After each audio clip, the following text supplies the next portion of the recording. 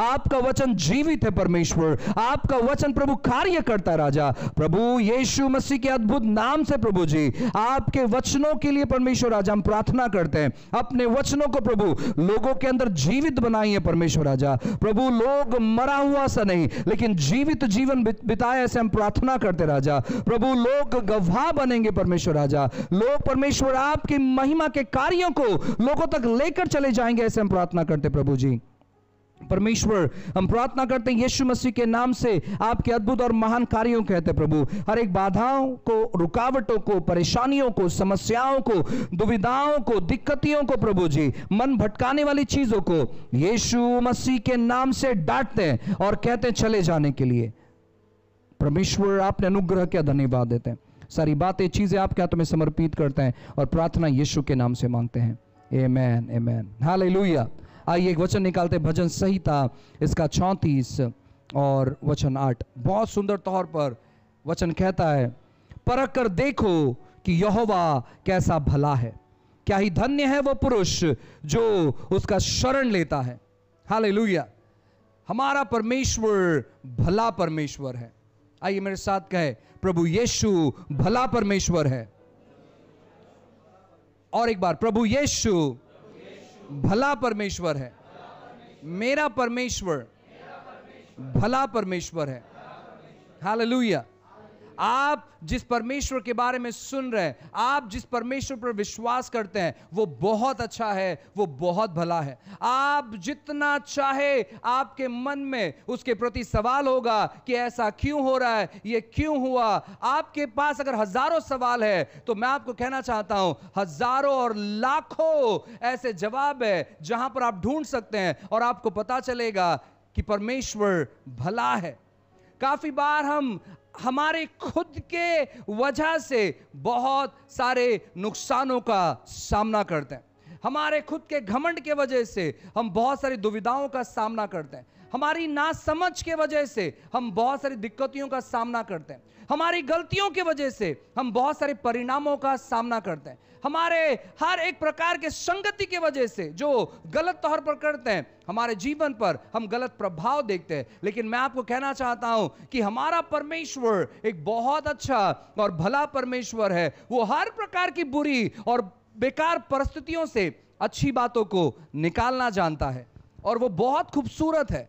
उसने हमें चुना है अपनी भलाई को प्रकट करने के लिए। उसने हमें नहीं चुना कि वो चुनकर हमारे जीवन पर किसी गलत बातों को लेकर आए, लेकिन उसने हमें चुना है ताकि वो अपनी अच्छी बातों को हमारे जीवन में प्रकट करें। आज अगर आप कर्जे में हैं, आप परमेश्वर की वजह से कर्जे में नहीं है, आपके गलत निर्णयों की वजह से कर्जे में। अगर आप बीमार हैं तो आप परमेश्वर की वजह से बीमार नहीं है, आपके गलत निर्णयों की वजह से आप बीमार हैं। अगर आपके शादीशुदा जीवन में समस्या है तो आप परमेश्वर की वजह से ऐसा संघर्ष नहीं उठा रहे, लेकिन अपने निर्णयों की वजह से संघर्ष उठा रहे हैं। आप परमेश्वर पर दोष नहीं लगा सकते। परमेश्वर बहुत अच्छा है, परमेश्वर बहुत भला है, परमेश्वर कृपालु है, परमेश्वर दयालु है। अगर आपसे कोई बातें नहीं करता है आपके स्वभाव की वजह से, आपसे बहुत अच्छे से बातें करते हैं आपके स्वभाव की वजह से, आप ठीक तौर पर देख नहीं पा रहे हैं, है ना। कुछ लोग अपने मोबाइल को ऐसे देखते हैं, मुझे पता नहीं क्योंकि मुझे तो नहीं दिखाई देता इतने नजदीक से, लेकिन कुछ लोग ऐसे देखते हैं। परमेश्वर ने उनकी आंखों को कमजोर नहीं किया है। काफी बार लोग कहते हैं क्यों बचपन से मेरे साथ इतनी सारी समस्या है, क्यों मेरे पास ऐसी बातें हैं, क्यों मेरे पास वैसी बातें हैं। आपका परमेश्वर रास्तों को बनाने वाला परमेश्वर है, आपका परमेश्वर रास्तों को तैयार करने वाला परमेश्वर है, आपका परमेश्वर मुर्दों को जिंदा करने वाला परमेश्वर है, आपका परमेश्वर मुर्दों में से जी उठने वाला परमेश्वर है, आपका परमेश्वर वापस आने वाला परमेश्वर है, आपका परमेश्वर आपके लिए घर वहां पर बना रहा है। आपके परमेश्वर के पास सभी सवालों के जवाब है और आपको क्या करना है, आपको आपके परमेश्वर के बारे में इन दिनों में जानना है। चाहे मैं घोर अंधकार की तराइयों में होकर चलूं, मैं हानि से नहीं डरूंगा। उसने ऐसे नहीं कहा परमेश्वर मैं तो आप पर विश्वास करता हूं और मैं कैसे अंधकार की तराइयों से गुजर सकता हूं। वो कहता है अगर मैं गुजरूं तो भी मैं हानि से नहीं डरूंगा।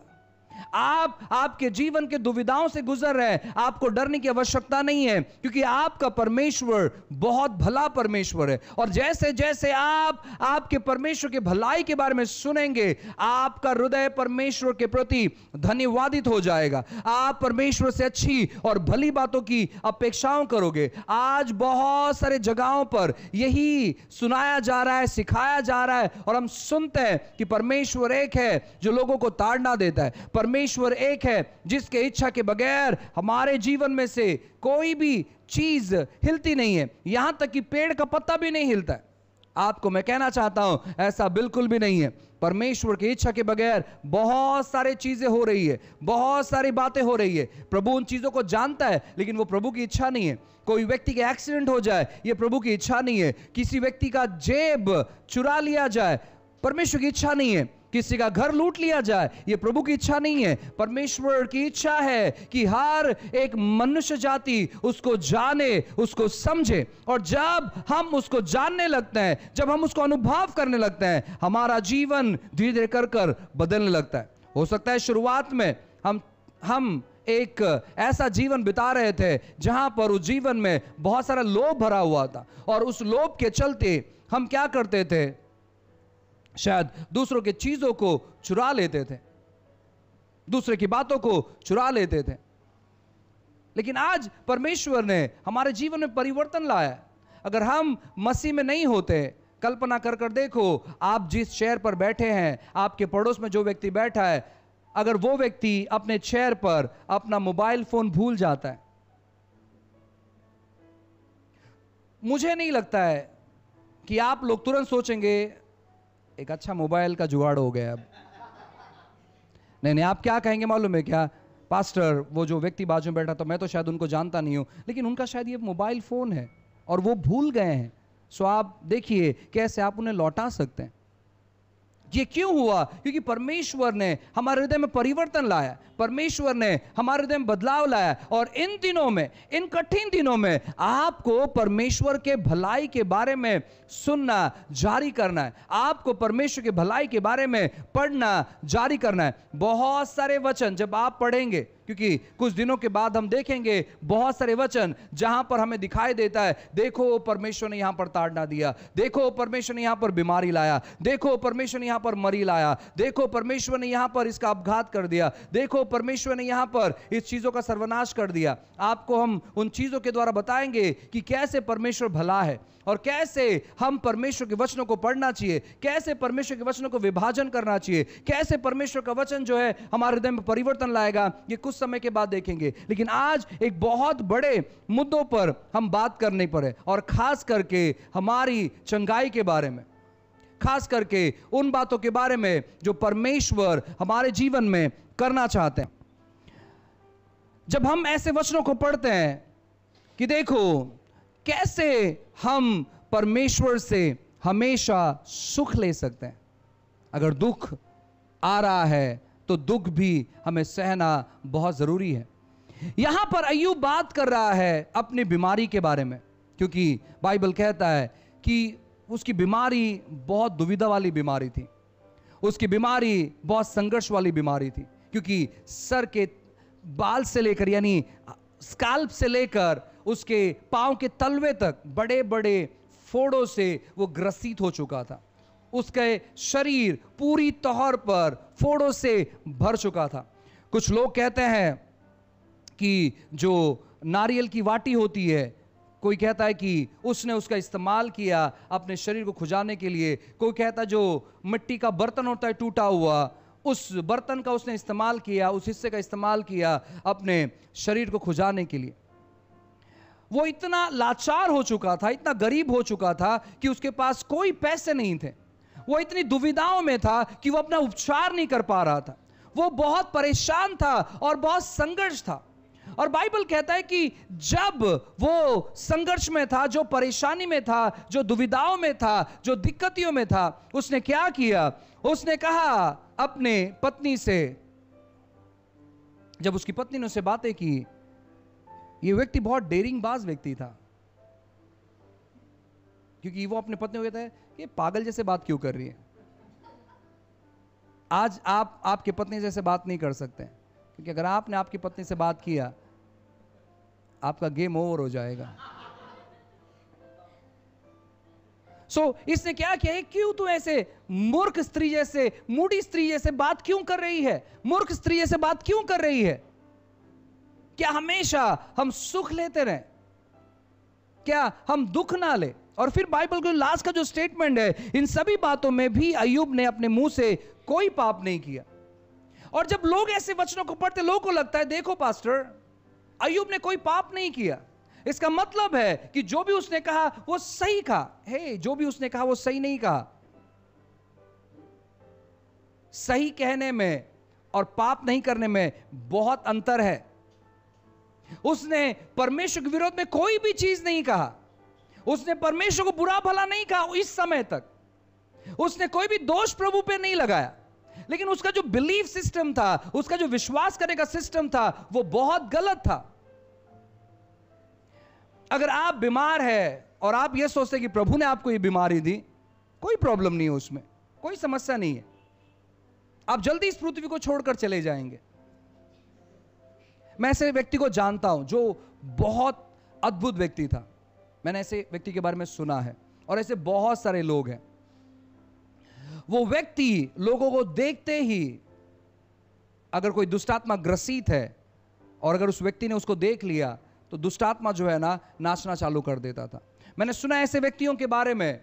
एक मेरे मित्र ने गवाही दिया था कि एक दिन उनका उपवास प्रार्थना चालू था।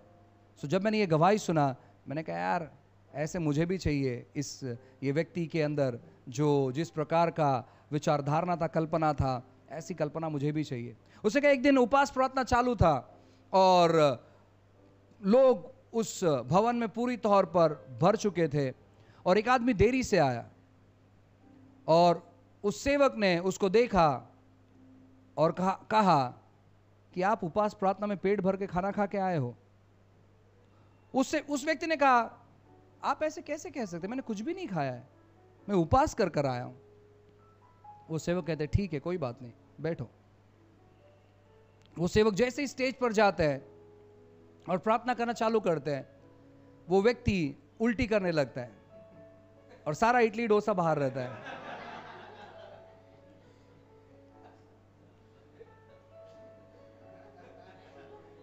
और इडली डोसा वो रात को नहीं खाया था, बस वो खाकर एंट्री किया था उसने। मैंने जब ये सुना, मैंने कहा वाह, ऐसे होना चाहिए। अद्भुत सेवक, लेकिन उसका मानना था कि हमें दवाई नहीं खाना है, दवाई ये शैतान की ओर से है। देखो मेरा भी मानना है दवाई नहीं खाना है, लेकिन मैं ये नहीं कहता कि ये शैतान की ओर से। जितना हो सके उसको अवॉइड करना है, अपने विश्वास को जागरूक करना है, अपनी बीमारी पर जय प्राप्त करना। लेकिन अगर आप अपनी बीमारी पर जय प्राप्त नहीं कर पा रहे हैं, आपको दवाई का इस्तेमाल करना है, वो गलत नहीं है। परमेश्वर आपको चंगा देखना चाहता है, प्रभु आपको अच्छा देखना चाहता है। अपने विश्वास के द्वारा आप चंगा हो जाओ, कोई प्रॉब्लम नहीं है। आप नहीं हो पा रहे हैं, आपने दवाई का उपचार कर कर खुद को चंगा किया, फिर भी कोई प्रॉब्लम नहीं है। प्रभु आपको नहीं कहेगा तू विश्वास में कमजोर है और तूने विश्वास से अपनी चंगाई को क्यों नहीं प्राप्त किया। प्रभु ऐसे बिल्कुल नहीं कहेगा। प्रभु आपको चंगा देखना चाहता है। लेकिन ये सेवक मानते थे कि हमें दवाई नहीं खाना है, दवाई जो है शैतान की ओर से है। उनको कैंसर हो गया, और जब कैंसर हो गया, लास्ट स्टेज में पहुंचे, उनको लास्ट स्टेज में पहुंचने के बाद दवाई का उपचार तो किया, लेकिन वो व्यक्ति बचा नहीं। लेकिन अगर जल्दी इस व्यक्ति का उपचार हो जाता तो शायद ये अद्भुत व्यक्ति बच जाता। ऐसे बहुत सारे लोग हैं जो कहते हैं कि देखो बीमारी प्रभु ने दिया है कुछ सिखाने के लिए, प्रभु भला है, प्रभु अच्छा है, मुझे उसने बीमारी दिया सिखाने के लिए। वो गलत नहीं कर रहे, लेकिन उनका विश्वास का जो सिस्टम है वो गलत है। यहां पर अय्यूब सेम चीज कर रहा था। अय्यूब कह रहा था कि देखो अगर हम हमेशा इतने अच्छे से हमने जीवन बिताया, इतने अच्छे घर में हम रह रहे थे, सब कुछ सुख सुविधा हमारे साथ में थी, दुख अगर आ गया तो क्या हो गया। कभी कभी दुख भी उठाना जरूरी है। ये हमारा इंसान का साइकोलॉजी है कि अगर हम 24 घंटा अगर खुश है, आनंदित है, नाच रहे हैं, गा रहे हैं, तो 24 घंटे में कम से कम 1 घंटा तो दुखित होना चाहिए। अगर पति पत्नी पूरा 30 का 30 दिन अगर वो अच्छे से जीवन बिता रहे हैं, तो 31वें दिन में, जो 31 का महीना है, तो कम से कम एक दिन तो थोड़ा सा अनबन होना चाहिए, क्योंकि अनबन नहीं हुआ तो मजा नहीं आता। नहीं नहीं नहीं, ये हमारा मेंटालिटी, हमारी मानसिकता है। लेकिन जिस दिन आप परमेश्वर के साथ में रहना चालू करोगे, जब यीशु मसीह इस पृथ्वी पर आएंगे और जब आप 1000 साल तक उनके साथ में रहोगे, उन 1000 साल में से एक भी दिन जो है ना दुखित दिन नहीं रहेगा। एक भी क्षण जो है ना दुखित क्षण नहीं रहेगा। एक भी सेकंड जो है ना दुखी सेकंड नहीं रहेगा। आप वहां पर परमेश्वर के उपस्थिति में आप आनंद उठाओगे, आप मग्न रहोगे, आप आनंदित रहोगे, आप खुश रहोगे, आप प्रसन्न रहोगे, आप किसी भी प्रकार के दुख का सामना नहीं करोगे। परमेश्वर इतना अच्छा है कि उसकी उपस्थिति में कोई दुख नहीं है, उसकी उपस्थिति में केवल आनंद है, उसकी उपस्थिति में केवल खुशी है, उसकी उपस्थिति में केवल अच्छी बात है। और यहां पर ये अय्यूब नहीं अनुभव कर पा रहा था, ये व्यक्ति नहीं जान पा रहा था, और ये एक इंसान जिस प्रकार सोचता है उस प्रकार की कल्पनाओं कर रहा था, और उसमें कोई गलत बात नहीं है। आप गरीब रहना चाहते हैं, ये आपके ऊपर निर्भर है। आप समृद्ध रहना चाहते हैं, आपके ऊपर निर्भर है। आप चंगा रहना चाहते हैं, आपके ऊपर निर्भर है। आप बीमार रहना चाहते हैं, आप पर निर्भर है। आप कैसे चीजों को अपने जीवन में अनुभव करते हैं, आप कैसे प्रभु के बारे में वार्तालाप करते हैं, कैसे आप सोचते हैं, यह आपके ऊपर निर्भर है। परमेश्वर बहुत अच्छा है, प्रभु आपको सेहतमंद देखना चाहता है। लेकिन अगर आप बीमार रहते हुए आप कहते देखो प्रभु ने मुझे बीमारी दी, लेकिन देखो परमेश्वर बहुत अच्छा है, हम बीमारी तो अनुभव करेंगे ही, हम तो शरीर में है, शरीर तो कमजोर पड़ेगा ही, शरीर तो दुर्बल होगा ही, आंखें तो कमजोर पड़ेगी ही, और जिस प्रकार मौसम बदलता है उस प्रकार बीमारी तो आती ही है, हॉस्पिटल में तो एडमिट होना पड़ेगा ही, सलाइन तो लगाना पड़ेगा। ये आपका सोच विचार है और उसमें कोई भी पाप नहीं है, ये आपका सोच विचार है। लेकिन परमेश्वर ऐसा नहीं देखता है। चाहे क्लाइमेट बदले, वो कहते तू पानी में होकर चलेगा, तू आग में होकर चलेगा, तो भी वो पानी वो आग तेरा नाश नहीं कर पाएगा। परमेश्वर वहां पर आपके साथ में रहेगा। परमेश्वर का सिस्टम बहुत अलग है, हमारा सिस्टम बहुत अलग है। एक व्यक्ति 3 दिन 3 रात पानी के अंदर रहता है लेकिन फिर भी जिंदा रहता है।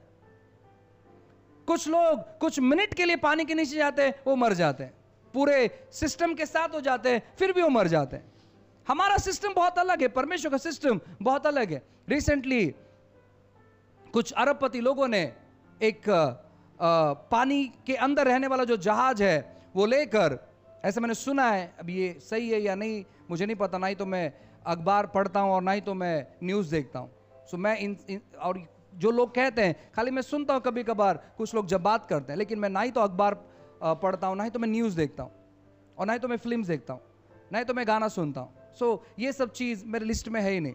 सो एक कुछ मेरे मित्र बात कर रहे थे, अरे देखो ये अरबपति लोग थे और ये लोग टाइटैनिक जहाज को ढूंढने के लिए गए थे, और वो जो पानडुबकी जो जहाज है वो नीचे जाते जाते वो स्फोट हो गया, वो मिला ही नहीं, वो सब मर गए। लेकिन यहां पर एक व्यक्ति है जो 3 दिन 3 रात पानी के अंदर है, इसे कुछ नहीं हुआ, ये आराम से अंदर जाके प्रार्थना करते बैठा है मच्छी के पेट के अंदर। सो प्रभु का सिस्टम बहुत अलग है हमारे सिस्टम से। और आप किस प्रकार सोच विचार करते हो इस पृथ्वी पर जीवन बिताने के बारे में, ये आपके ऊपर निर्भर है। इसने कहा प्रभु ने ये बीमारी मुझे दी, क्या प्रॉब्लम है, मैं इस बीमारी को सहन कर सकता हूं। उसकी सहन शक्ति सच में बहुत अद्भुत थी, बहुत अद्भुत, कल्पना से बाहर। ये व्यक्ति परमेश्वर के लिए दीवाना हो चुका था, उसको कुछ नहीं सुझाई दे रहा था, वो बस परमेश्वर के लिए मग्न था। इसलिए अगर इतनी पीड़ा के बाद भी जो है ना वो परमेश्वर को त्याग नहीं कर रहा था। हमारे जीवन में कभी कभी ऐसे क्षण आ जाता है जहां पर हम काफी चीजों के लिए समझौता कर लेते हैं, लेकिन ये व्यक्ति देखो बहुत अद्भुत व्यक्ति है, बहुत महान व्यक्ति है, बहुत श्रेष्ठ व्यक्ति है, जहां पर ये परमेश्वर की बड़ाई करता है, लेकिन ये अपने तरीके से कर रहा है और इसने कोई गलत बात नहीं किया। परमेश्वर बहुत अच्छा है, परमेश्वर बहुत भला है, और आज कुछ समय तक उसके भलाई के बारे में उसके चंगाई के बारे में कि कैसे परमेश्वर हम हर एक लोगों को चंगा देखना चाहता है, वो हम बात करेंगे। भजन संहिता में एक बहुत खूबसूरत वचन लिखा है, मैं चाहता हूं कि आप सभी लोग निकाले भजन संहिता 105। भजन संहिता 105 और वचन 37 ऐसा लिखा है, तब वह इज़राइल को सोना चांदी दिलाकर निकाल लाया और उनमें से कोई निर्बल ना था। इज़राइल के लोग 40 साल से भी ज्यादा, वो केवल 40 साल तक जंगल में नहीं भटक रहे थे, 40 साल से भी 40 इयर्स प्लस वो जंगल में भटक रहे थे। और जंगल बिल्कुल भी अच्छा नहीं था, वो बहुत खतरनाक जगह था, जहां पर रेगिस्तान था, जहां पर दिन के समय बहुत गर्म होता था और रात के समय बहुत ठंड पड़ती थी। वहां पर जंगली जानवर थे, वहां पर पानी की सुविधा नहीं थी, वहां पर खाने की सुविधा नहीं थी, बहुत सारी गलत चीजें वहां पर थी। और ऐसी जगहों से गुजरते, चलते फिरते, रुकते, लेटते और भी दुविधाओं का सामना करते करते उन्होंने उस जंगल से वो पार हुआ। बाइबल कहता है उनमें से एक भी व्यक्ति निर्बल नहीं था। बीमार तो दूर की बात है, निर्बल भी नहीं था एक भी व्यक्ति। क्या ये सोचने वाली बात नहीं है? 40 साल से भी ज्यादा इज़राइल के लोग जंगल में भटक रहे और उनमें से एक भी व्यक्ति निर्बल नहीं है, बाइबल कहता है। एक बहुत अच्छा फिल्म है, जब आप उसे देखेंगे एक दृश्य उसमें गलत बताया गया है, मुझे लगता है शायद 10 कमांडमेंट्स, 10 आज्ञा। तो जो 10 कमांडमेंट जो फिल्म है, ऐसे बताया गया कि जब मूसा उस समंदर को 2 टुकड़ा करता है तो उस समंदर में से इज़राइल के जो लोग हैं वो पार होने लगते हैं, यहां से उस पार। और लास्ट में एक बूढ़ा व्यक्ति बच जाता है। एक बूढ़ा व्यक्ति अपने लकड़ी को लेकर बहुत ही हिलता हुआ, उसको चलने नहीं जम रहा है। यहां पर लिखा है एक भी व्यक्ति कमजोर नहीं था, एक भी व्यक्ति कमजोर नहीं था, एक भी व्यक्ति उनमें निर्बल नहीं था। परमेश्वर इतना अद्भुत है कि वो केवल उनका खाने पीने का देखभाल नहीं कर रहा था, लेकिन उनके शरीर का भी देखभाल कर रहा था। पुराने नियम में जब इज़राइल के लोग उस बंदिश से बाहर निकलते हैं, मूसा के समय में सबसे पहला नाम परमेश्वर का इनके जीवन पर प्रकट होता है, वो होता है यहोवा रोफे का। उसका मतलब होता है चंगा करने वाला परमेश्वर। उसका दूसरा मतलब होता है सेहत प्रदान करने वाला परमेश्वर। हमारा परमेश्वर सेहत प्रदान करता है, वो केवल चंगाई देता नहीं है। चंगाई को ग्रहण करना अलग है और सेहत को ग्रहण करना अलग है। जो व्यक्ति सेहतशाली है वो कभी बीमार नहीं पड़ सकता है। आप बीमार क्यों पड़ते मालूम है? क्योंकि आप अंदर से कमजोर हो चुके हैं। आपके बाल क्यों झड़ते मालूम है? काफी बार हमें क्या लगता है मालूम है कि हम ऐड देखते हैं, अच्छा बाल झड़ रहा है, इस प्रकार का क्रीम लगाओ, इस प्रकार का तेल लगाओ। नहीं नहीं नहीं, समस्या बाहर से नहीं, समस्या अंदर से है। न्यूट्रिशन कमी होने की वजह से बालों की समस्याएं होती है। बाहर से आप कुछ भी करोगे आपके बाल रुकेंगे नहीं। आपको क्या करना है? आपको आपके डाइट पर प्लान करना है, आपको प्रार्थना करना है, परमेश्वर मैं कौन सा अच्छा डाइट लूं, आप मुझे बताइए। प्रभु जो भी मैं खा रहा हूं वो अच्छे से पचन होना चाहिए। परमेश्वर मुझे अच्छा प्रोटीन मिलना चाहिए, मुझे अच्छा मिनरल मिलना चाहिए। आप प्रेयर करिए। आपको लगेगा कि नहीं यार बाहर से मैं कुछ चीज़ों को कर कर मैं कंट्रोल कर सकता हूं, बिल्कुल भी नहीं। आपको अंदर से कंट्रोल करना है, बाकी अपने आप बाहर से कंट्रोल होगा। परमेश्वर क्या कर रहा था मालूम है? परमेश्वर इनका देखभाल कर रहा था, प्रभु इनको संभाल रहा था। और उनमें से एक भी व्यक्ति, वापस पढ़ते हैं, बहुत खूबसूरत है। ऐसे लिखा है दूसरा भाग, और उनमें से कोई निर्बल ना था। कोई, एक भी व्यक्ति उनमें से निर्बल नहीं था। हमारा परमेश्वर इतना अच्छा है कि वो वहां पर 20 लाख से भी ज्यादा लोग हैं। अब 100-500 नहीं, 20 लाख से भी ज्यादा लोग वहां पर है। 20 लाख की संख्या जब आप देखोगे एक साथ खड़े होते हुए, आप दूर दूर तक उनको नहीं देख पाओगे, इतनी बड़ी भीड़, और उनमें से एक भी कमजोर नहीं है। 20 लाख लोग अगर एक जगह इकट्ठे हो जाए तो उनमें से कितने लोगों का टांग टूट जाएगा, कितने लोग का हाथ टूट जाएगा, और कितने लोग मर जाएंगे।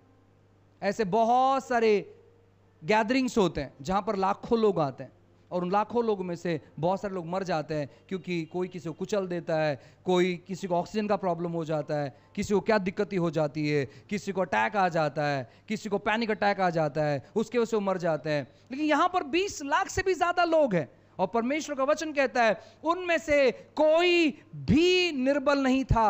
प्रभु इतने अद्भुत तौर पर उनका मार्गदर्शन कर रहा था।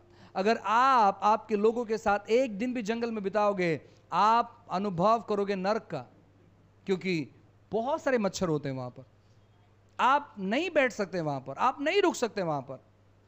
लेकिन यहां पर देखिए, इतनी सारी दुविधाएं होने के बावजूद बाइबल कहता है कि उनमें से एक भी व्यक्ति कमजोर नहीं था। हमारा परमेश्वर इतना अच्छा और इतना भला परमेश्वर है। अगर आज आप आपकी बीमारियों से गुजर रहे हैं, कोई भी बीमारी हो, छोटी बीमारी हो, बड़ी बीमारी हो, आप दिन का 2 गोली ले रहे हैं, आप दिन का 20 गोली ले रहे हैं, आपको मैं कहना चाहता हूं ना, आपको अपने परमेश्वर पर विश्वास करना है। प्रभु अगर आप इजराइल लोगों के साथ कर सकते हैं जो आपकी परछाई में जी रहे थे, प्रभु जो परछाई में जीते हुए इतने अलौकिक चंगाई को अनुभव कर रहे हैं, आज तो परमेश्वर हम आपके अंदर जी रहे हैं। आज तो प्रभु आप हमारे अंदर रहते हैं। आप बाहर रहकर अगर इनको इतना चंगा कर सकते हैं, हमारे अंदर आप रह रहे परमेश्वर, आपकी चंगाई हमारे अंदर बहनी चाहिए। प्रभु जी आपको डिक्लेयर करना है, आपको प्रभु से ग्रहण करना है, परमेश्वर आप मेरे अंदर रहते हैं और मैं बीमार बिल्कुल भी नहीं हूं। आपका शरीर हो सकता है कमजोरी से हिलता रहेगा, कोई प्रॉब्लम नहीं है। आप ऐसे अपने शरीर को हिलाते हुए, क्योंकि आपका शरीर हिल रहा है, आपका शरीर कांप रहा है, आप ये नहीं कहना है ओ अभी तो लगता है मेरा गारंटी खत्म हो गया, अब मेरा कुछ नहीं हो सकता, शायद मैं नहीं बचूंगा। नहीं नहीं नहीं नहीं, आपको कहना है मैं जानता हूं प्रभु आप मेरे अंदर है और बस चंगाई भी बहने पर है। मैं जानता हूं प्रभु कि आप मुझे उठाकर खड़े करोगे। परमेश्वर मैं जानता हूं कि आपने इज़राइल के लोगों को उठाकर खड़ा किया है। प्रभु उनमें से एक भी व्यक्ति कमजोर नहीं था। और परमेश्वर मैं जानता हूं कि आपका ध्यान मेरे ऊपर है। आपको क्या करना है? आपको आपके भले परमेश्वर के बारे में सोचना है, आपको डिक्लेयर करना है, क्योंकि जैसे आप बोलना चालू करोगे, परमेश्वर का वचन आपके जीवन में काम करना चालू करेगा। प्रभु का वचन हमेशा काम करता है। अपने पड़ोस वाले से कहे कि जितने लोगों ने यीशु को छुआ वो चंगे हो गए। वाह, जितने लोगों ने यीशु को छुआ वे चंगे हो गए। आपको यीशु को छूने की जरूरत नहीं है, क्योंकि यीशु आपके अंदर रहता है। क्या सुंदर नजारा होगा, एक लंगड़ा व्यक्ति आ रहा है और वो यीशु के वस्त्र को छू रहा है, और यीशु के वस्त्र को छूते ही वो व्यक्ति चलना चालू कर दे, क्योंकि यहां पर लिखा है कि प्रभु प्लीज एक बार आपके वस्त्र को छूने दो। प्रभु इजाजत देते हैं, ठीक है कोई प्रॉब्लम नहीं है, आप मुझे आकर छुओ, लेकिन मैं आपको चंगा देखना चाहता हूं। आप मुझे छुओ, आप मेरे वस्त्र को छुओ, आप मेरे हाथ को छुओ, लेकिन मैं आपको चंगा देखना चाहता हूं। परमेश्वर आपको चंगा देखना चाहता है। परमेश्वर आपको आरोग्य में देखना चाहता है। परमेश्वर आपको सेहत में देखना चाहता है। परमेश्वर आपको हर प्रकार के तंदुरुस्ती में देखना चाहता है। अगर आप महिला है और आपको लगता है कि आप कमजोर है, आपको लगता है कि आप बीमार है, आपको लगता है कि दवाई के बगैर शायद मैं जिंदा नहीं रह पाऊंगा, मैं जिंदा नहीं रह पाऊंगी, अगर आपको लगता है कि दवाई लेने के बाद ही मेरे अंदर मजबूती आएगी, नहीं नहीं नहीं, यहां पर लिखा है हमें बस आपको छूने दो। लोगों ने विनती की, प्लीज प्रभु क्या हम आपके वस्त्र को छुए, और जितनों ने उसे छुआ बाइबल कहता है वे चंगे हो गए। क्या आप अगर चंगा होना चाहते हैं, आपको प्रभु को ये नहीं कहना प्रभु मुझे प्लीज आपको स्पर्श करने के लिए, नहीं नहीं नहीं, आपको ये नहीं कहना, आपको कहना परमेश्वर अगर ये लोगों ने आपको छूकर चंगे हो गए, आप तो मेरे अंदर रहते हैं। इस समय यीशु मसीह लोगों के अंदर नहीं रहता था, क्योंकि इस समय यीशु मसीह क्रूस पर मरे नहीं थे। यीशु मसीह शरीर के तौर पर बाहर थे। लेकिन अब पवित्र आत्मा के माध्यम से परमेश्वर की उपस्थिति आपके अंदर है। आप परमेश्वर के मंदिर है। पहला कुरिन्थियों अध्याय 3:16 के अनुसार आप परमेश्वर के मंदिर और परमेश्वर का आत्मा आपके अंदर वास करता है। सो आप ऐसे वचनों को उठाकर कह सकते हैं, प्रभु अगर इन लोगों ने आपको छू कर, आपको स्पर्श कर कर, अगर प्रभु इन्होंने चंगाई को ग्रहण किया, तो आप तो मेरे अंदर है। प्रभु चंगाई मेरे द्वारा बहनी चाहिए। प्रभु मैं केवल अपने आप को स्वस्थ नहीं देखना चाहता हूं, लेकिन मेरे द्वारा अनेक लोग स्वस्थ होने चाहिए, मेरे द्वारा अनेक लोग चंगाई पाना चाहिए, मेरे द्वारा अनेक लोग ठीक होना चाहिए। आपकी ये प्रार्थना होनी चाहिए। आप अगर बीमार है, आप विश्वास के साथ उन लोगों के लिए प्रार्थना करो जो बीमार हैं, और आप अनुभव करोगे कि आपके हाथों के द्वारा लोग चंगे होंगे।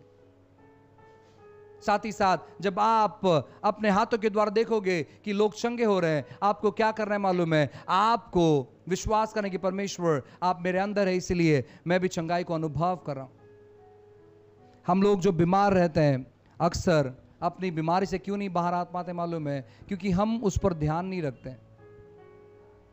उदाहरण के तौर पर जब आप बीमार पड़ते हैं, आप क्या करना चाहिए? आप अपने चंगाई को डिमांड करना चाहिए, आप अपने चंगाई की मांग करना चाहिए। लेकिन लोग चंगाई की मांग करने के बजाय वो क्या करते मालूम है क्या? शत्रु के लिए दरवाजे ओपन कर देते हैं। मैंने काफ़ी बार ये चीज़ गवाही के माध्यम से कहा, मैं वापस कहना चाहता हूँ। एक दिन ऐसा हुआ, एक परिवार में मैं प्रार्थना करने के लिए गया। ये काफ़ी समय पहले की बात है, लगभग 7-8 साल पहले की बात है। तो जब मैं उस परिवार में प्रार्थना करने के लिए गया, वहां पर एक महिला आई हुई थी। उन्होंने कहा कि क्या पास्टर आप हमारे घर पे प्रार्थना करने के लिए आएंगे? मैं 5वें महले पर था और फिर उनका घर 3रे महले पर था।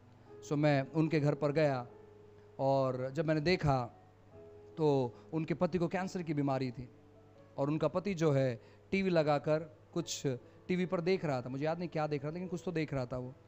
मैंने उनसे वार्तालाप किया, मैंने उनसे बातचीत किया, और मैंने कहा कि यीशु के बारे में मैंने उनको बताया, और मैंने कहा कि प्रभु आपको ठीक कर सकते हैं। मैं आपको सलाह देना चाहता हूँ। और वो टीवी चालू है और उसका ध्यान पूरा टीवी पर है। मैं सोच रहा हूँ यार इसको कैंसर हो गया है, अब कुछ दिन के बाद ये मरने पर है। मैं ज़िंदगी के बारे में बता रहा हूँ, लेकिन उसका कोई ध्यान नहीं है, उसका ध्यान टीवी पर है। मैंने उसके हाथ से रिमोट लिया और मैंने टीवी बंद कर दिया। अभी उसको लगता रहेगा यार घर तेरा है या मेरा घर है। मैंने कहा मैं आपके बारे में बात कर रहा हूँ, ध्यानपूर्वक सुनो। मैंने कहा अगर आप जिंदा रहना चाहते हैं, टीवी से दूर रहो। टीवी से दूर रहोगे आप जिंदा रहोगे। मैंने उनको एक न्यू टेस्टमेंट बाइबल मेरे पास था, और मैंने उनको न्यू टेस्टमेंट बाइबल दिया, और मैंने कहा कि इसे पढ़ो आप। और मैंने वचन को मार्किंग करके दिया, जहाँ पर यीशु मसीह जहाँ जहाँ चमत्कार करते हैं, जहाँ पर चंगाई देते हैं, उन सारे वचनों को मैंने मार्किंग करके दिया। और मैंने कहा कि इसे आप बारंबार पढ़ो।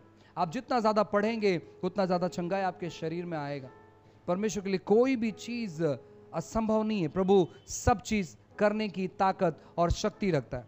और बाइबल कहता है कि परमेश्वर को जिसने छुआ वे चंगे हो गए। प्रभु का शास्त्र, प्रभु का वचन मैंने उनके हाथ में दिया। मैं दूसरे हफ्ते में दोबारा उनसे मिलने के लिए गया, तो बाइबल के ऊपर जो न्यू टेस्टमेंट था, बाइबल के ऊपर धूल पड़ा हुआ है और उनका टीवी चालू है। मैंने दूसरी बार उनसे बात किया। मैंने कहा कि आप गंभीर हो जाइए अपनी चंगाई को पाने के लिए। नहीं, बोलते मेरा मन इतना नहीं कर रहा है बाइबल को पढ़ने के लिए। मैंने बस अभी टीवी लगाया, बाइबल अभी मैंने रखा थोड़ी देर पहले थोड़ा पढ़कर, और उनके बाइबल में धूल लगा हुआ है। मैं तीसरा हफ्ते गया, मैं चौथे हफ्ते गया और सेम चीज़, उनका टीवी चालू था। मैं 5वें हफ्ते गया, उनका टीवी चालू था। मैं 6वें हफ्ते में गया, वो आदमी नहीं था वहां पर।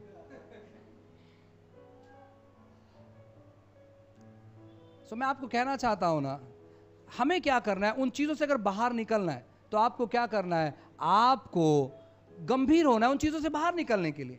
आपको रास्ता ढूंढना है। प्रभु आपका वचन क्या कहता है, मैं कैसे ठीक होना चाहता हूं। वो गैर मसीह था, वो उस बीमारी से कैसे छुटकारा पाना है मैं उसको बता रहा था, मैं उसका मार्गदर्शन कर रहा था। पास्टर आप उसके चंगाई के लिए प्रार्थना करना चाहिए, वो इंस्टेंट हील होना चाहिए। उस समय मुझे ऐसे महसूस नहीं हुआ, नहीं तो मैं ज़रूर प्रार्थना करता। मैंने उनके नॉर्मल प्रार्थना किया, प्रभु आप उन्हें चंगा करे, लेकिन मैंने उन्हें रास्ता बताया जहां पर वे कभी बीमार नहीं पड़ेंगे। देखो, आप किसी के लिए अगर प्रार्थना करते हैं, अगर व्यक्ति अगर ताबड़तोड़ चंगा हो गया, प्रेज गॉड, प्रभु की स्तुति हो, लेकिन वो चंगाई बरकरार रखने के लिए बाइबल कहता है कि किसी के अंदर से अगर शैतान एक बार बाहर निकलता है तो शैतान क्या करता है, वो एक शैतान क्या करता है, दोबारा वहां पर अपने घर को ढूंढते हुए आता है, और जब उसको दिखता है कि वो जगह खाली है, वो अपने साथ में और 7 जन को लेकर आता है। सेम चीज बीमारी के साथ में भी है, सेम चीज। बीमारी ये प्रभु की ओर से नहीं है, 100% बीमारी ये शैतान की ओर से है, और हमें क्या करना है ना, उस पर जय प्राप्त करना है। बीमारी आता है इसका मतलब नहीं कि शैतान आपके अंदर आके बैठ गया, शैतान आपके अंदर नहीं आ सकता, लेकिन वो क्या करता है, विचारधाराओं के जरिए, कुछ घटनाओं के जरिए वो बीमारी को आपके जीवन में लेकर आता है, ताकि आप अपना जीवन टेंशन में बिताओ, परेशानी में बिताओ, विश्वासहीनता में बिताओ और परमेश्वर से दूर होते चले जाओ। तो आपको क्या करना है, आप जब बीमारी का सामना कर रहे हैं, आपको परमेश्वर के वचन में ज्यादा समय बिताना है, और ऐसे वचन में जहां पर परमेश्वर चिन्ह चमत्कार कर रहे हैं, ऐसे वचनों में जहां पर परमेश्वर ने लोगों को चंगा किया, ऐसे वचनों में जहां पर परमेश्वर दुष्टात्मा को निकाला, ऐसे वचनों में जहां पर परमेश्वर अधिकार देते हैं, और आपको क्या करना है, जैसे आप उन वचनों को पढ़ते हैं, आपको अधिकार लेना है उस बीमारी पर। यहां पर वचन साफ साफ कहता है, और उससे विनती करने लगे लोग कि वह उन्हें अपने वस्त्र के कोने को छूने दे, और जितनों ने उसे छुआ वे सब चंगे हो गए। एक भी व्यक्ति, देखो हम जिस प्रकार प्रार्थना करते हैं, अगर हमने 100 लोगों के लिए प्रार्थना किया, हो सकता है कि 10 जन बच जाएंगे, 90 लोग नहीं बचेंगे, शायद हो सकता है 50 लोग बचेंगे और 50 लोग नहीं बचेंगे, हो सकता है 90 लोग बचेंगे और 10 लोग नहीं बचेंगे, क्योंकि हम इनपरफेक्ट हैं, हम परिपूर्ण नहीं हैं, हम नहीं जानते कि कैसे लोगों को चंगा करना है। प्रभु चंगा करता है और कभी कभार नहीं बच पाते लोग, लेकिन यीशु के केस में ऐसा बिल्कुल भी नहीं है। जितनों ने यीशु को छुआ वे सब के सब चंगे हुए। एक भी केस वहां पर नहीं था जो चंगा नहीं हो पाया, एक भी केस नहीं था। पूरे बाइबल में जब आप पढ़कर देखेंगे, जितने भी लोग यीशु मसीह के पास आए, उन्होंने उन सबों को चंगा किया, सबों को चंगा किया। बाइबल में से एक भी केस आप नहीं बता सकते हैं कि वो केस यीशु के पास गया और यीशु ने केस सॉल्व नहीं किया, ऐसा एक भी केस नहीं है। तो आप जिस परमेश्वर पर विश्वास करते हैं, 100% लोगों ने वहां से चंगाई को पाया है। यीशु ने कभी ये स्टेटमेंट नहीं दिया, नहीं यार तू थोड़ा और बीमार रहना चाहिए, क्योंकि प्रभु चाहता है कि तू बीमार रहे और इसे थोड़ा और सीख पाएगा तू। अच्छा, तूने कुछ गलत किया है ना, उसके लिए तू और थोड़ा बीमार रहना चाहिए, ताकि तू है ना आगे जाके गलती नहीं कर। नहीं, आपने जो भी किया हो, अगर आप यीशु के पास एक बार आ गए, उसको चंगा करना ही है, क्योंकि वो उसी के लिए ही है। उसने कहा वैद भले चंगों के लिए नहीं है, लेकिन उनके लिए जो बीमार है। और अगर आप बीमार है तो परमेश्वर आपका वैद बनना चाहता है, उससे अपना वैद बनाइए, उसके साथ समय बिताइए। अगर आप जल्द से जल्द अपनी बीमारी से बाहर आना चाहते हैं, प्रभु के वचन के साथ समय बिताइए, खास करके उन घटनाओं के साथ समय बिताइए जो चमत्कार की घटना है, जहां पर यीशु मसीह ने किया। क्योंकि जब आप ऐसी घटनाओं को पढ़ते हो, आपका विश्वास जो है ना वो बढ़ने लगेगा। अगर प्रभु इस व्यक्ति को चंगा करता है तो प्रभु मुझे भी चंगा करेगा। ये व्यक्ति यीशु को छुआ और वो चंगा हो गया, अब मैं भी, यीशु मेरे अंदर रहता है और मैं जानता हूं कि मुझे बीमार रहने की जरूरत नहीं है। आप क्या करते हैं, आप परमेश्वर के वचनों को इजाजत देते हैं आपके शरीर पर काम करने के लिए, और उसके द्वारा आप अनुभव करोगे परमेश्वर आपको अद्भुत तौर पर सेहतशाली बनाएगा। आपको कोई बीमारी से जूझने की जरूरत नहीं है। आपके रिपोर्ट्स चाहे कैसे भी क्यों ना हो, आपके रिपोर्ट्स होंगे मरते दम तक आपको गोलियां खाना है, आपके डॉक्टर कहेंगे कि ये गोली इम्पॉसिबल है, आपको लेते रहना है। नहीं, आपको विश्वास से डिक्लेयर करना चाहिए और आपको कहना चाहिए परमेश्वर बहुत जल्दी जब मैं नेक्स्ट रिपोर्ट निकालूंगा, डॉक्टर कहना चाहिए अब आपको गोली खाने की जरूरत नहीं है। डॉक्टर खुद कहना चाहिए परमेश्वर कि आपका शरीर जो है ना, कोई समस्या नहीं, आपके शरीर में कोई समस्या नहीं। आपको ये डिक्लेयर करते रहना है। जो लोग बीमार है, अब ये संदेश सुनकर ये मत कहो मेरे कुछ गोलियां चालू है, अब मैं गोलियां फेंक दूंगा, अब मैं गोलियां नहीं खाऊंगा, आपके लोग मुझे आके पकड़ेंगे। ऐसे बिल्कुल मत करो। आपको क्या करना है, टैबलेट्स लेना कोई गलत बात नहीं है, लेकिन साथ ही साथ अपने विश्वास को एक्टिव करो। आपको कहो परमेश्वर ये टैबलेट पर मैं जिंदा नहीं रहना चाहता हूं, आपके वचन पर मैं जिंदा रहना चाहता हूं। आपका वचन कहता है परमेश्वर, मनुष्य रोटी से जिंदा नहीं रहेगा। प्रभु आपका वचन कहता है मनुष्य टैबलेट से जिंदा नहीं रहेगा। आपका वचन कहता है मनुष्य परमेश्वर के वचन से जीवित रहेगा जो उसके मुख से निकलते। प्रभु मैं उस रहमा पे जीवित रहना चाहता हूँ, मैं आपके वचनों पर जीवित रहना चाहता हूँ, मैं टैबलेट्स पर जीवित। आपकी प्रार्थना आप बना लो, आप कहो परमेश्वर से। आप जब वचन पढ़ते हैं, वचन को इजाजत दो आपके शरीर में जाने के लिए। वचन एक कैप्सूल के समान है, जब वो कैप्सूल आपके शरीर में उतरता है, उस कैप्सूल के अंदर जितनी भी ताकत होती है ना, वो आपके शरीर पर रिलीज होती है। उस वचन को जितना हो सके अपने हृदय में बसाने की कोशिश करो और आप अनुभव करोगे कि आप बीमारी से बाहर। एक छोटा सा गवाही और फिर हम प्रार्थना करेंगे। आज से लगभग 8-10 साल पहले मेरे पीठ पर स्पाइनल कॉर्ड का इश्यूज हो गया था, जहाँ पर जो रीढ़ की हड्डी होती है, जहाँ पर गैप हो जाता है। सो मैं डॉक्टर के पास गया और डॉक्टर ने कहा कि आपका कंडीशन बहुत ख़राब है और आपके रीढ़ की हड्डी पर गैप हो गया है, और जब गैप हो जाता है तो गैप जुड़ना इम्पॉसिबल है, क्योंकि फिर ऑपरेशन करना पड़ता है। मैंने कहा मेरे शरीर पर कोई ऑपरेशन नहीं होगा। सो मैं घर पर आया टैबलेट्स लेकर, और टैबलेट्स लेकर जब घर पे आया, मुझे लगता है उन्होंने लगभग 15 दिन का टैबलेट्स दिया था। सो मैंने 1 दिन खाया, मैंने 2 दिन खाया, मैंने 3 दिन खाया, और 14 दिन सारा टैबलेट्स फेंक दिया। मैंने कहा इसके बाद मैं टैबलेट्स नहीं खाऊंगा। और उसके बाद मैंने क्या किया, घर पर कम्युनियन लेना चालू किया। मैंने कहा परमेश्वर ये आपका शरीर है और मैं विश्वास करता हूँ प्रभु ये मेरी चंगाई के लिए। और 1 दिन मैंने कम्युनियन लिया, दूसरे दिन मैंने कम्युनियन लिया, तीसरे दिन मैंने कम्युनियन लिया, 1 हफ्ता हो गया, 10 दिन हो गया, 15 दिन हो गया, और जो दर्द था ना वो कब गुल हो गया मुझे पता भी नहीं चला। और 1 महीने के बाद मैं सोच रहा हूँ अरे यार मेरे पीठ में तो दर्द था, वो कहां पर चले गया। और वो दर्द किसी भी तौर पर है ना, वो स्पाइनल कॉर्ड का इश्यूज अभी तक मेरे शरीर में नहीं है। परमेश्वर करते हैं अभी भी कार्य, वो अभी भी हमारे बीच में जीवित है, वो हमारे अंदर जीवित है। आप परमेश्वर के मंदिर है, और जब आप इन चीजों को स्मरण करना चालू करेंगे, आप क्या करते मालूम है क्या, आप चीजों पर अधिकार लेते हैं। मानो कि आपके घर पर अगर किसी ने कब्जा कर लिया है, आप शांत नहीं रहोगे। आप ये नहीं कहोगे दे देगा यार घर, क्या प्रॉब्लम है, दे देगा घर यार। नहीं, आप क्या करोगे मालूम है क्या, अगर आपके घर पर किसी ने कब्जा कर लिया है, आप कहोगे रात जाने दो, सुबह आने दो, मैं बताता हूँ। फिर रात को मैं कुछ नहीं करना चाहता हूँ, लेकिन सुबह सुबह आप मेरे घर को खाली करोगे, चाहे मेरे लोगों के द्वारा, चाहे पुलिस वालों के द्वारा, लेकिन मेरा घर तो भाई खाली होना ही चाहिए, क्योंकि आप इनलीगल रह रहे हैं। बीमारी आपके शरीर में इनलीगल रह रही है, उसे इजाजत मत दो। नहीं नहीं पास्टर अब उम्र हो गया है, बीमारी तो रहेगी ही, ऐसा कहीं नहीं लिखा है। जरूरी नहीं है कि आपका उम्र हो गया है इसलिए आप उन बीमारी से गुजरो। आपको आईने में देखना है और कहना है कि इसके शरीर में बीमारी रुक नहीं सकता है, इसके शरीर में यीशु रुक सकता है लेकिन बीमारी नहीं रुक सकता। यीशु मसीह के नाम से जो भी बीमारी का ये शरीर सामना कर रहा है, इसी वक्त बीमारी निकल जाने के लिए आज्ञा देता हूं। कितने कितने लोगों को ऐसे अपने घर में जब कोई नहीं रहता है, आप जब अकेले रहते हो, आपको भास होता है, कितने लोग ऐसा कभी हुआ है, अरे एक परछाई इधर से अभी गई है। ओके, सो आपको क्या करना है ना, यहां पर देखना है कि वो परछाई वहां से जा रही है। विश्वास के दृष्टिकोण से देखो कि बीमारी जा रही है। आपके घर पर जब आप अकेले रहते हैं और आपको डर लगता है, आपको लगता है कि नहीं यार मेरे साथ कोई तो है, एक्चुअली वो भूत नहीं होता है। सही में देखा जाए तो वो स्वर्गदूत होता है, लेकिन आप स्वर्गदूत को भूत समझ बैठते हैं, क्योंकि बाइबल कहता है इब्रानियों किताब अध्याय 1 वचन 14 के अनुसार कि जितने लोगों ने भी प्रभु यीशु मसीह पर विश्वास किया है वे परमेश्वर के संतान हैं। और परमेश्वर ने क्या किया, उनकी सेवा के लिए वहां पर स्वर्गदूतों को नियुक्त किया। और जब भी आप चलते हैं, जब भी आप बैठते हैं, जब भी किसी घर को विजिट करते हैं, जब भी आप प्रार्थना करते हैं, जब भी आप घूमने जाते हैं, हर जगह पर उसके दूत क्या करते हैं ना, आपके साथ साथ रहते हैं, क्योंकि वो आपके सेवक हैं।